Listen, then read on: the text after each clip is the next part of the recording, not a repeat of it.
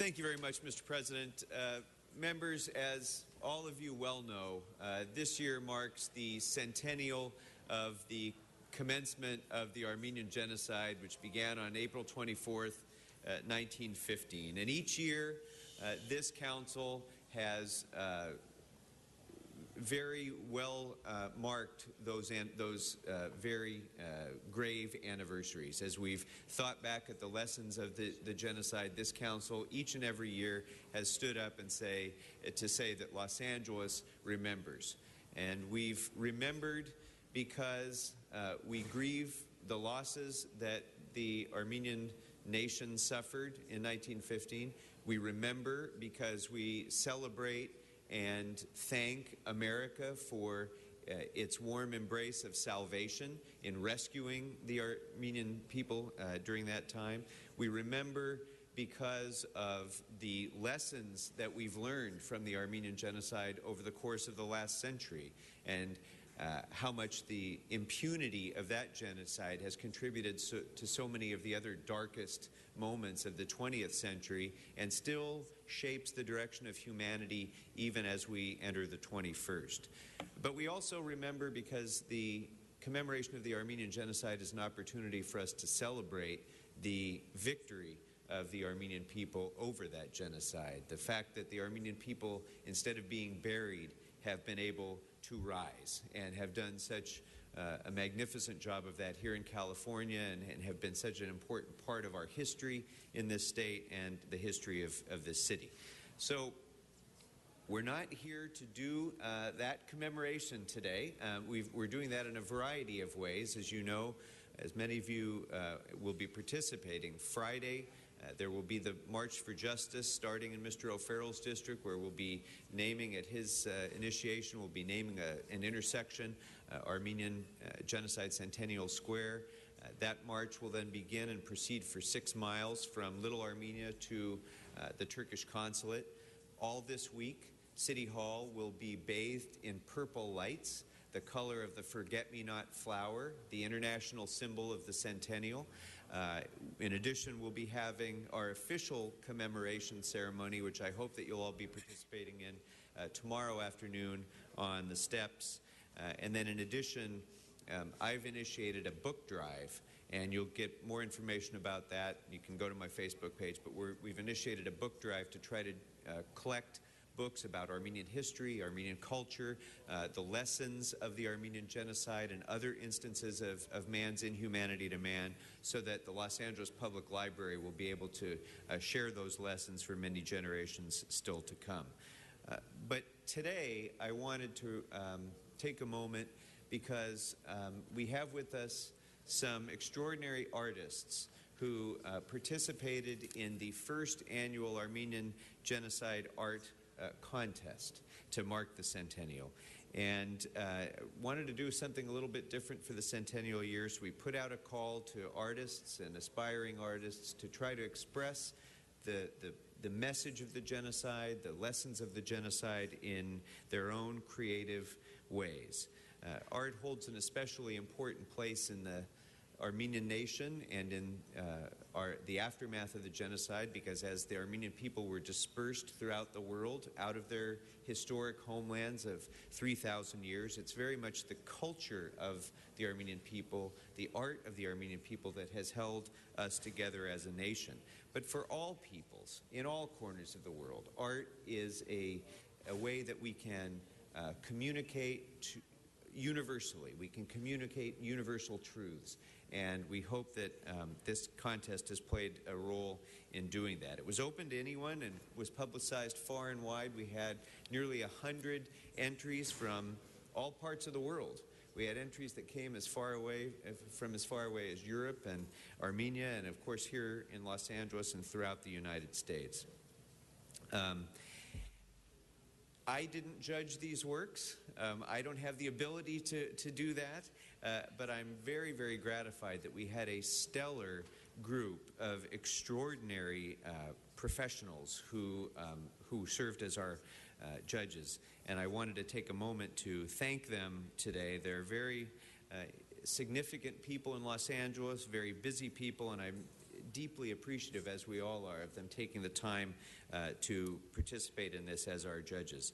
And I want to read their names and recognize them now. Few of them could not be with us today. Araxia Karapetyan, who is an anchor for Good Day LA on Fox 11 Morning News. Liz Vogel, the Los Angeles director of Facing History and Ourselves. Carla Garapedian, a filmmaker and project leader of the Armenian Genocide Testimonies Collection of the Armenian Film Foundation, and four of the judges who are with us here today, and I want to take a moment to recognize. First, our extraordinary general manager of the Los Angeles Department of Cultural Affairs, Danielle Brazel. Liebe Geft, the director of the Museum of Tolerance here in Los Angeles. Janice Kaminer-Resnick, the founding president of Jewish World Watch, who just had the March Against Genocide again this last weekend, which I was proud to participate in. And Judy Baca, the founder and artistic director of Social and Public Art Resource Center Spark, one of our great artists here in Los Angeles and great muralists. I'm very, very pleased to be able to recognize them and thank you all for participating in this event. Let's please give them a hand. And actually, before I do this, we do have a couple members on the board as well. We'll get to that in a moment, Mr. President. First, I'd like to ask our General Manager, Danielle Brazel, to speak on behalf of the judges. Thank you so much. Thank you so much, Mr. Councilmember Krikorian. I often talk about arts and culture can be a destination. You go to a museum, you go to a play. It's a wonderful experience. It can also be used as a tool, as a vehicle to create social change, to tell the history of a people, to address major issues that connect every aspect of civil society. And this is an extraordinary example of how we use arts and culture to tell the story of an experience of a people that is so absolutely important and powerful. If we don't tell the story, it will be lost. And there is no universal language than using arts and culture as a vehicle to tell that story. We can never deny a people's truth. We can never deny personal experience. And this is precisely what this art contest is able to do. And just seeing the work, to take a moment and actually take in these incredibly powerful imagery.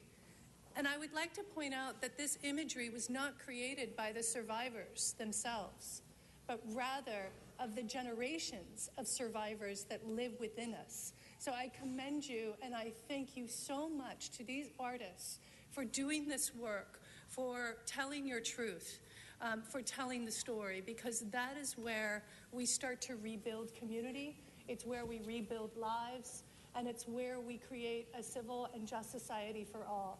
Thank you so much. Well said. Thank you. Thank you very much.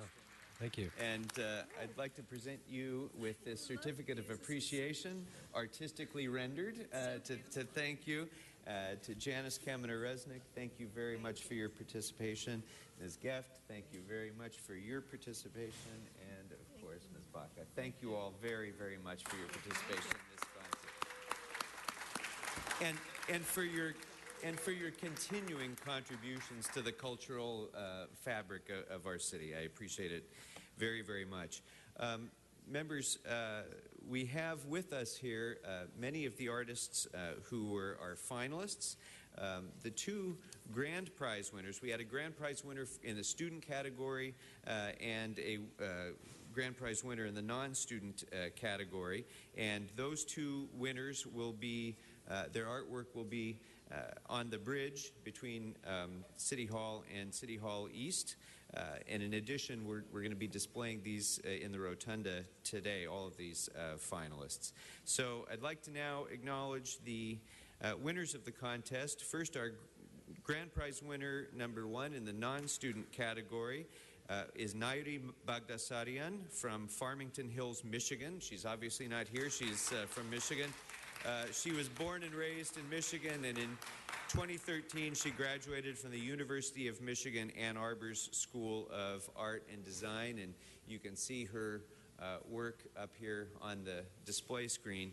And by the way, the two grand prize winners, the student and non-student winners, their works will both be displayed on dash buses throughout Los Angeles for the next month.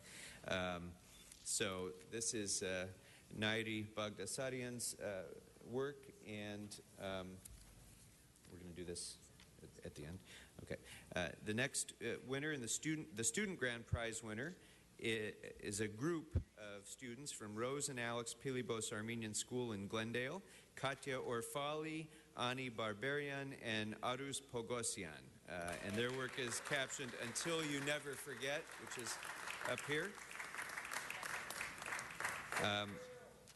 The first runner-up in the non-student category is Arpi Krikorian of Pasadena, whose work is captioned "Deeply Rooted," which you see right here and up on the screen. Turn so the members can see it, and the members as well. Arpi was born in Beirut and graduated from the Art Center College of Design with a BA in illustration in 1992. She lives in Pasadena with her husband and two daughters. Thank you for being with us today, Arpi. The second runner-up is Carla Rivas of North Hollywood.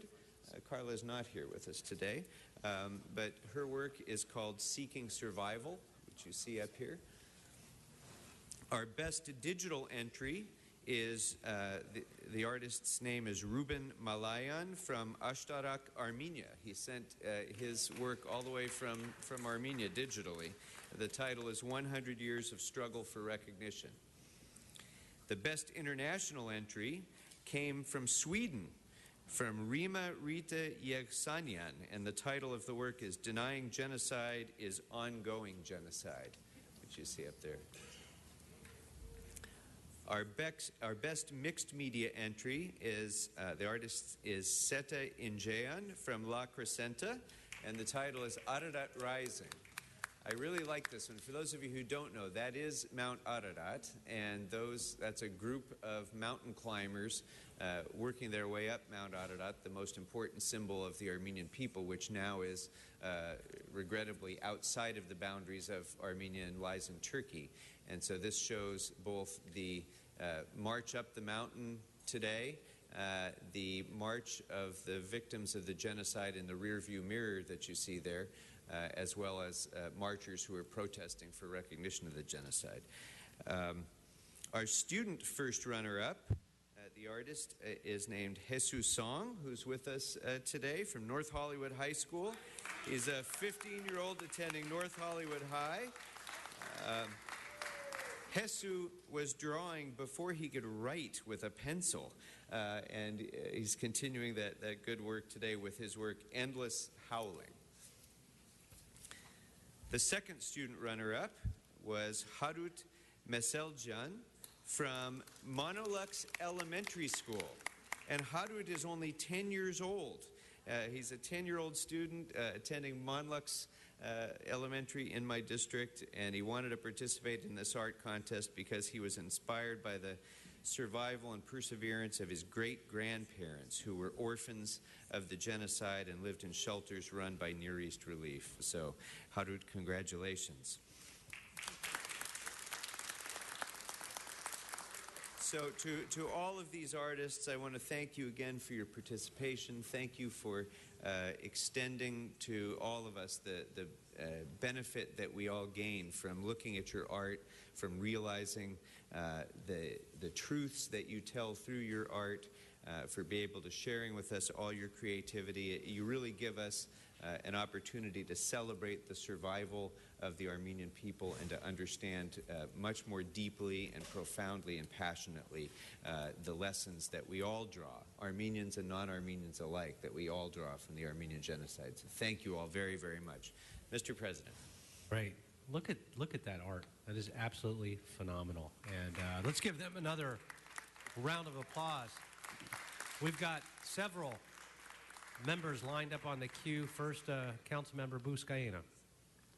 President, I love, Mr. Krikorian, how you incorporated art into this, and like Danielle said, stress the importance of this anniversary. And Harut, good job, buddy. Proud of you. Look at you. It's amazing work. Amazing work.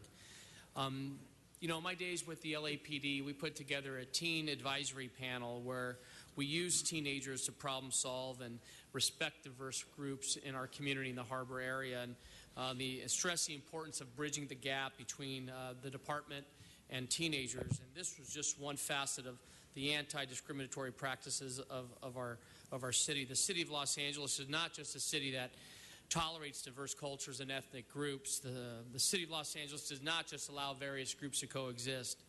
The city of LA fosters diversity. It thrives off diversity. It harnesses the strengths and different cultures and capitalizes off of them. With restaurants from every nook and corner of the globe, with music from all continents, and with products from all nations, we here in Los Angeles enjoy the very best and highest quality of community and economy than anywhere in the world. We Angelinos exhibit the ideal marketplace of ideas and cultures where our residents can select from any culture to enrich their lives. Los Angeles has been under 3 different countries and today is speakers of over 200 languages. We have neighborhoods of peoples from all corners of the world, some of which are even named after their previous homelands, such as Little Tokyo, Chinatown, Koreatown, Little Ethiopia, Thai Town, Filipino Town, and Little Armenia. The Ottoman Empire's ethnic cleansing and genocide against the Armenian people at the beginning of the 20th century stand diametrically opposed to our way of life and beliefs here in the city. And that's why we must, as a city, not only condemn the acts of the Ottoman Empire, but recognize what even today is still denied by many nations, including Turkey itself, in our own State Department. I'll say a few words in Armenian, so bear with me. Այսօր մեկ հայոց se as an utuyun g jank nak. Today we recognize the Armenian genocide. I hope that made sense.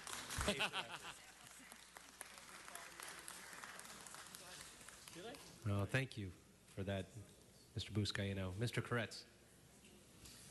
Thank you, Mr. President. I greatly appreciate what's being displayed here today and that we use art to remember the genocide of 100 years ago and to make the argument that it actually happened. It's been shocking to me through my entire adult life that the denial of the killing of over 1.5 million Armenians and Greeks and Assyrians as well continues. And I first ran across this, as Mr. Krikorian knows, about 40 years ago when I took a class at UCLA where we were taught that the genocide didn't happen.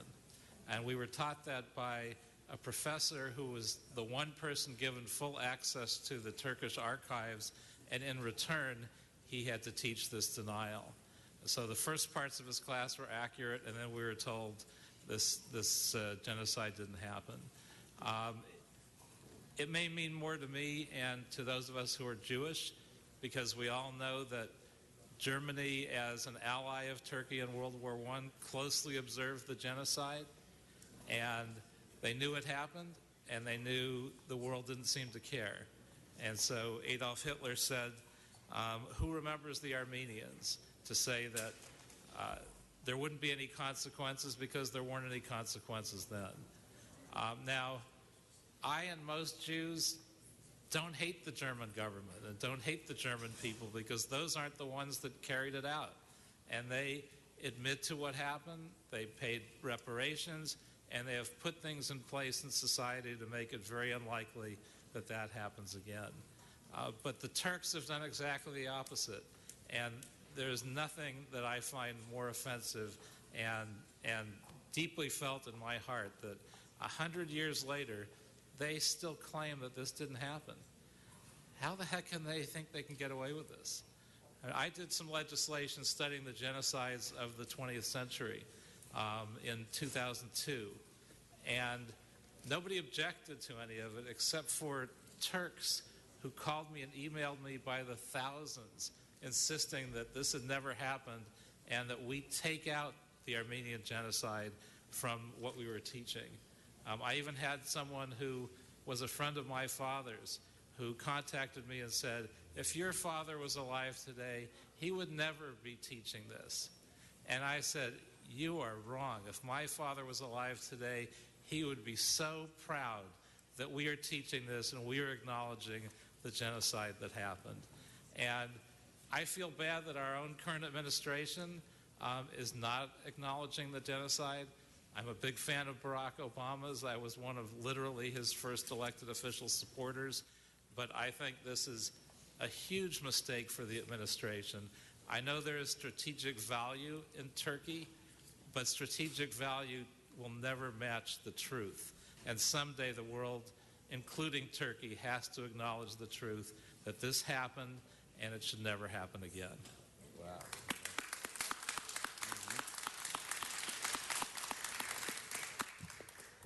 Councilmember O'Farrell. Thank you, Mr. President.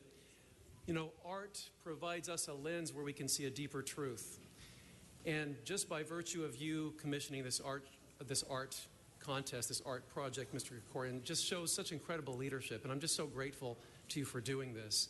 I think, you know, 2 days before the March for Justice, to have this kind of presentation just brings greater depth, greater meaning, and greater power to the cause to end 100 years of denial. You know, it's through artists that we really can derive a greater understanding in all movements. It's certainly not necessarily through political structures, but it is through the expression of art and the soul. It's very soul revealing. And that's what keeps people inspired, to always demand nothing less than justice at the end. And this very important centennial, I think, is representative of that spirit. So I just want to, you know, thank you again for your incredible leadership and providing the conscience of this entire moment in history in the city of Los Angeles that we are all so eagerly looking forward to, and, you know, sending the signal to the world from Los Angeles that denial of this genocide, that its days are indeed numbered. And that's the signal that we'll be sending to the world from the City of Angels. I also want to thank the DCA and the selection panel for your time and effort spent on this. This art is incredible, incredibly moving, and I want to thank all of the artists, everyone who participated, and of course all of the artists whose incredible work was selected. I'm just deeply impressed and deeply appreciative of this entire effort. So thank you, and we will see you on Friday morning. Absolutely. Oh, thank you very much. Councilmember Fuentes. Thank you, Mr. President. And let me begin by thanking all of the artists who are here today. Thank you so much for your participation. And for those folks who are not in the building, there's a lot of conversation taking place around the genocide, and rightfully so. And I've been honored to be a part of that. In my district, for example, on the 11th of this month, we had a march, we had speeches, we had spoken word, and we had song to commemorate the 100 years of the atrocity, all behind the backdrop of Bolton Hall, which was built in 1913, 2 years prior to the genocide, 2 years where we know that the planning and the plotting for this genocide was taking place. And it was a very, very powerful moment for all of those who were in attendance. But I want to thank you, Mr. Krikorian, for your leadership. You have done something that you mentioned to a lot of us months ago about trying to figure out another outlet, another way to tell the story, more narrative that can be spoken, not just in Los Angeles, but across the world. You've had entries from an international community who, in their own right, presumably are speaking to the importance of the recognition of the genocide. But they're doing it with ties to Los Angeles. They're doing it in a way that they're collaborating with one of the larger, more vocal constituencies and communities of the Armenian historical perspective than we could ever have imagined. And it's because of you, Mr. Krikorian. So I'm absolutely honored that you are doing this and continue to do this as long as I've known you. And thank you very much for your stewardship to this very important cause. Thank you. Councilmember Blumenfield. Thank you. I just want to add my voice and thank you, Mr. Krikorian, for taking leadership on this issue as you have for many years, for going with me, taking me on that trip to Armenia. I mean, I will never forget that experience and going to the Genocide Museum and how incredibly moving that was. But seeing the art here is also inspiring. I mean, art has always been a way to speak truth to power and to speak truth that people often don't want to hear. And it's a way to get people to think differently. Aristotle said the aim of art is to represent not the outward appearance of things, but their inward significance. And looking at the art here and knowing of all the entries that you've had, it really adds another level of significance to this. So I want to commend you for putting this program together and look forward to the commemorations that will take place later in the week. But presenting this 100 years through art is inspirational. Thank you.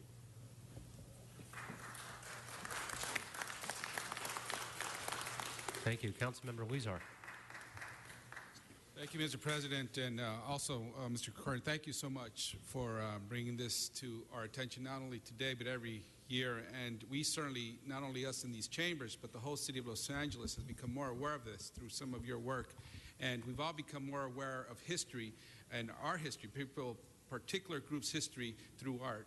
Certainly for myself, growing up in East LA, one of the reasons we work so hard, or I work so hard, along with others, to get rid of the ban on murals was because when I was walking around as a kid, I would see figures of my background, of my history, of my Mexican culture, but I wasn't being taught that in the books at school. And that really taught me a lot, and I wanted to do something about that so that young people, through art, can learn history, whether or not we're learning it through the official educational process. And one thing I'm very proud of is that as a Roman Catholic, that our current Pope mentioned that this genocide was the first genocide of the 20th century. But just acknowledging that from an institution, a religion as large as it is throughout the world, to acknowledge that this did exist, continues to move forward, to acknowledge, heal, and move forward and teach those that come after us what can and cannot and shouldn't happen in the future. Thank you so much. Thank you. Councilmember Bonin. Thank you, Mr. President. Thank you, Mr. Krikorian, for this powerful and moving and very appropriate presentation. My favorite artist is named Keith Haring. He started out in New York City as a graffiti artist in the subways, and before he died, he became an artist of really international renown. Did some very colorful, positive, uplifting work. He died in the early 1990s from AIDS. And a few years before he died, he was interviewed about the AIDS crisis. And he talked about how it ravaged the gay community and talked about how it sort of took away the soul and the heart of a community. And he pondered out loud, how many artists have we lost? How many choreographers have we lost? How many great plays will not be written? How many beautiful songs will not be composed? And he said, they're all gone now, and we lack their works. And as I'm looking at these beautiful pieces of art with such a powerful message, I'm asking myself, how many artists did we lose? How many musicians are gone? How many beautiful pieces of work did we never get to see? How many school children were lost? How many butchers, how many bakers, how many statesmen like Mr. Krikorian did we lose? And how many subsequent generations did we lose? It's an unspeakable tragedy and an incalculable tragedy as well. And I am as proud of my Pope as I am as disappointed in my President for his failure to find the courage to speak the truth. Thank you.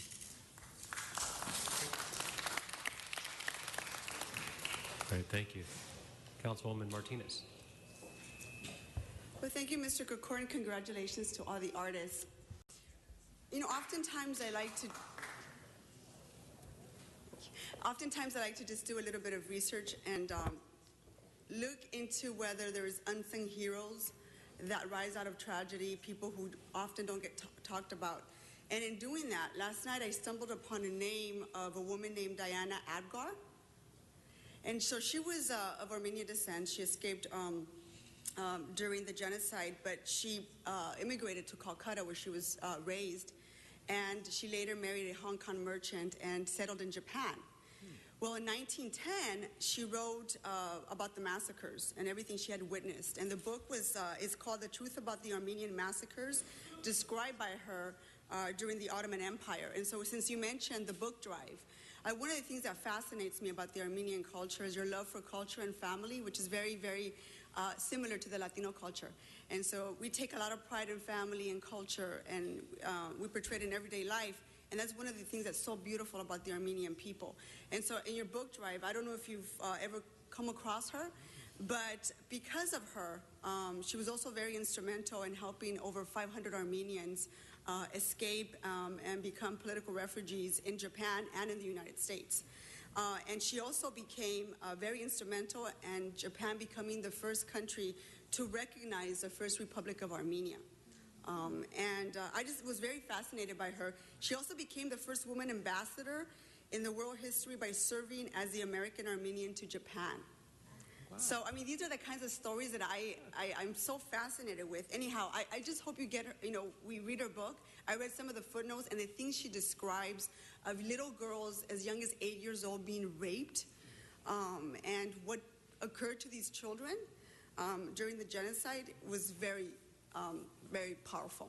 And so I recommend the book. I'm going to pick it up, but nevertheless, I thought it was important, since you're starting the book drive, that maybe we pick up a copy of her book and give it to the Los Angeles Public Library if they don't already have it. Anyhow, congratulations to all of you. Congratulations, Mr. Krikorian. Fabulous job. Thank you.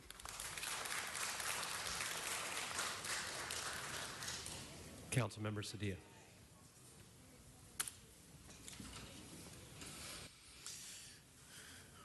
I'm like the person who everything that can be said has been said, but not everyone has said it, right? Let me say something different. So let me say thank you for your leadership, Paul, council member. It's so important and so extraordinary. And let me say thank you because you represent a community for which the Latino community is largely indebted to.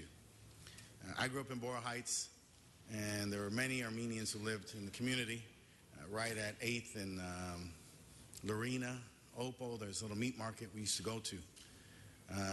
The owners of the meat market had a nephew named Charles Puchigian, who I later served with as a senator in the state legislature. But in many respects, there's a story that can be told that the modern Latino politics, the birth of the Latino caucus, the presence of the Latino community in politics was initiated by Wally Carabian, because he mentored a young man named Richard Alatorre, who then mentored a young man named Richard Polanco, who then was part of using those skills and those talents, developing the Latino caucus to become a caucus that's not simply ethnocentric, but one that is focused on service, much like the Armenian community focused on service to the community, and one that observes that it collaborates and coexists with other communities. And that's simply what is the anecdote to this, is that we want to create a diverse community where we recognize that diversity is our strength, and that collaboration and coexistence is our strength, and that this is how civil societies live, and this is how we evolve and how we develop, and that this is the highest state of our humanity for all of us to recognize our humanity, and that these tragedies should not occur again, and that the point about the art is that it gives us an eye to observe it when it's happening, right? And my colleague mentioned about us growing up in Borough Heights, that the art of Borough Heights is extraordinary because it gives us an image of ourselves and a place in society, and one that's positive and constructive, that's defined by ourselves and by us, by recognizing our place. And so I commend all the artists.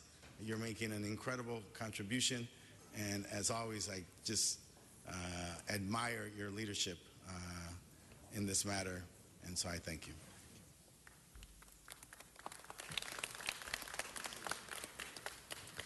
Now that concludes all the speakers on the queue, and I want to echo everything that has been said. And you're right, what has been said by everyone, but I think everybody did such a phenomenal job. I can't top that. I want to recognize, though, if I could, the art itself is just spectacular. I've been sitting here the whole time, and it tells such a phenomenal, vivid story. And I do have one question, Mr. Krikorian, and perhaps I missed it. Where will this be on display? So all of the finalists will be on display in the rotunda. And then, as you, I think members have seen, we have on the bridge right now an exhibit relating to Near East relief, the effort to save the Armenian people by American philanthropy shortly after the genocide. The grand prize winners will also be displayed there as long as that, for a while after that. And then, in addition, the two grand prize winners are being displayed right now around the city on dash buses, on city dash buses. Absolutely phenomenal. Well, let's give them all just another huge round of applause. Thank you. I want to thank you, members, for your eloquence and all of your kind words and your moving words.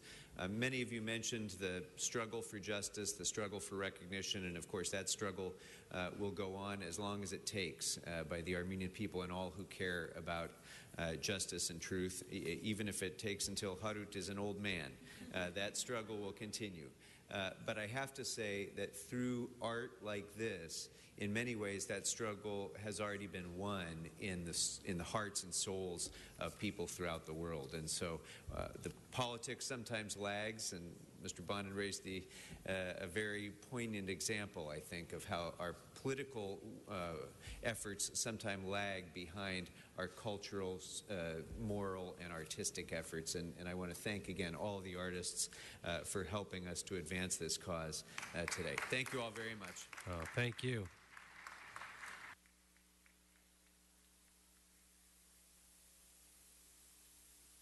Okay, while they're exiting and going to the back for photos to the media room.